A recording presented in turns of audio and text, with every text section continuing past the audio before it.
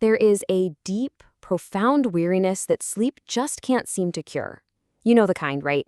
It's that quiet exhaustion that comes from doing something incredibly well, time and time again, and feeling like absolutely nobody even notices. In this explainer, we're diving straight into finding real purpose and all that unseen work. And I want to speak directly to that specific weariness you might be carrying right now. It's a heavy, very real emotional weight, isn't it? Being tired of your work constantly flying under the radar. We put so much careful, daily effort into the foundations of our lives, our homes, our jobs, our families, and yet so often it feels completely invisible to the rest of the world. You pour your heart into it, but the world just keeps on turning as if nothing happened at all. Just think about those everyday moments for a second. The perfectly on-time report that gets filed away without even a glance. The endless, towering pile of dishes that magically reappears in the sink every single evening. Or maybe it's the thankless shift you covered when you were already exhausted and nobody offered a single word of gratitude.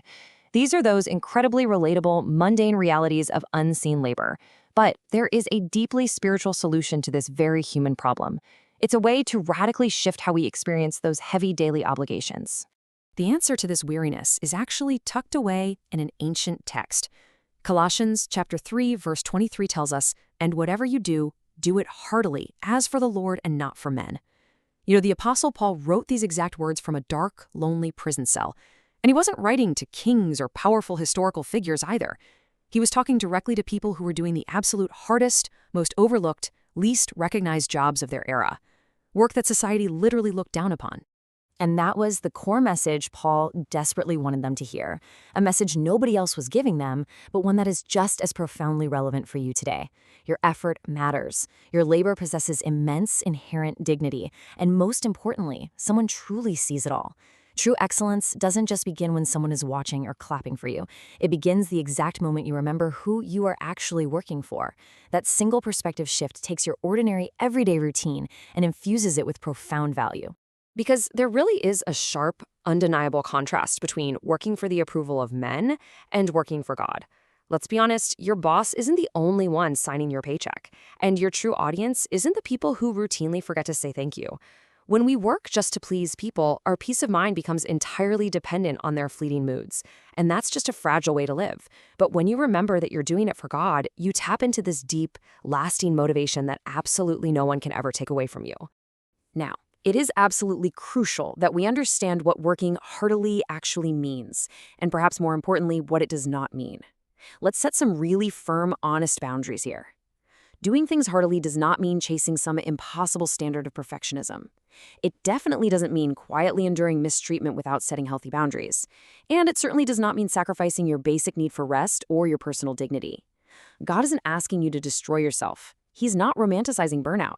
He's simply inviting you to pour your heart into your work from a place of wholeness, not to push yourself to the breaking point.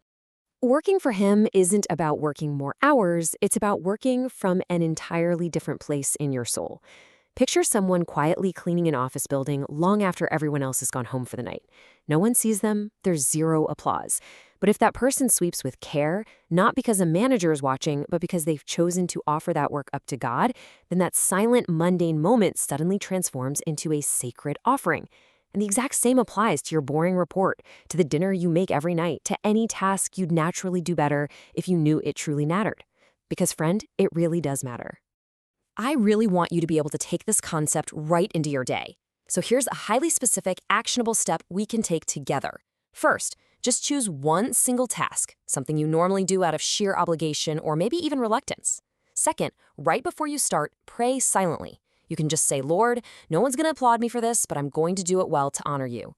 And third, do it with care. Again, not with the kind of perfectionism that stresses you out, but with the calm, steady peace of someone who knows exactly why they're doing it. Let's just take a quiet moment together right now. I'd love to invite you to pray with me. Lord, sometimes it really frustrates me to feel like my efforts go completely unnoticed. Today, I offer you my daily routine as a gift. Teach me to work wholeheartedly to honor you, and please grant me the rest I need. Amen.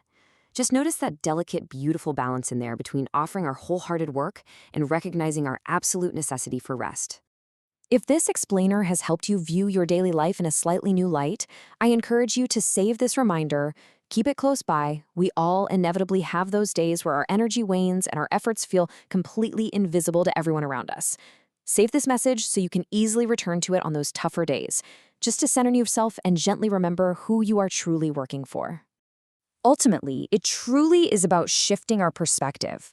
It's about finding that quiet, steady dignity in the mundane and taking it one fateful action at a time. So as you step back into your normal routine today, I'll leave you with this question.